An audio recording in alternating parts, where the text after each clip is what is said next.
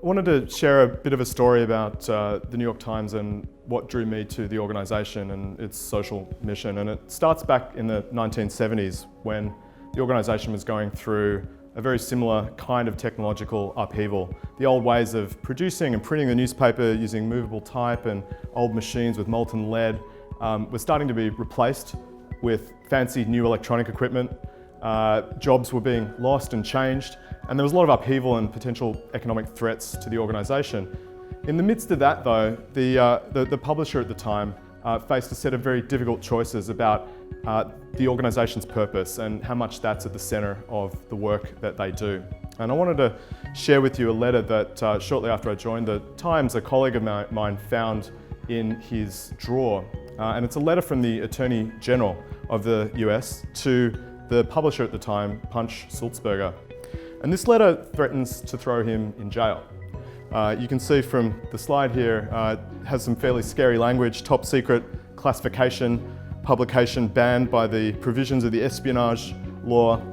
What had happened is, of course, in the 1970s, the US was in the middle of a war in Vietnam, and a source for the New York Times had leaked a series of documents that became known as the Pentagon Papers. And these documents were a very long series of analyses of what was going on in the war, and importantly, they painted a very different picture of that situation than the one that was being told officially by the government at the time. The New York Times faced a very difficult choice about whether to publish or not, and in the words of Punch Sulzberger, who was actually interviewed for his own obituary, oddly enough, before he died, he said the entire operation smelled of 20 years to life. Our lawyers were quite cautious, he said. In fact, the senior partner told us that if we chose to publish, his firm would refuse to defend us. The Pentagon Papers, he said, were long, very long, but one thing was undeniable. If I'd been in charge of that mess, I'd have tried to keep it secret too. So Punch says, these are extraordinary documents proving deceit of the people by their elected officials.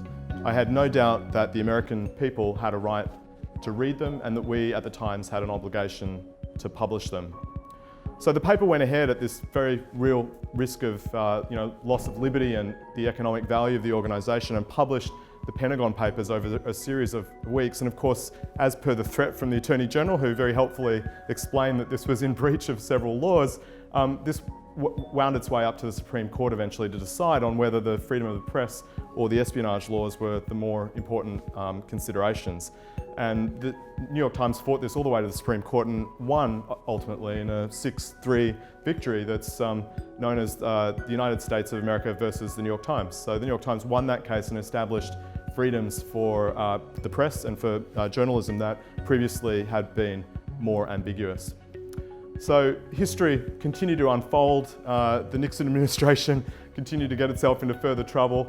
And a few years later, of course, Nixon became the first president to resign while in office under threat of impeachment.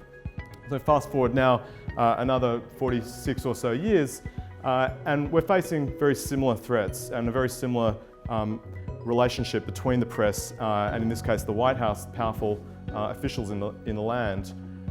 We face similar technological disruptions where new forms of media and production are replacing and undermining some of the economic basis for the organisation's business.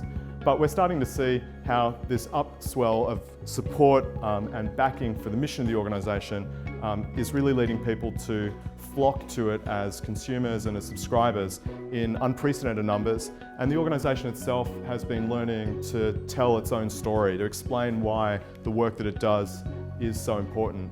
These are some images from Daniel Burluck, who won a Pulitzer Prize just the other year for his photojournalism around the Ebola epidemic in Africa, of course.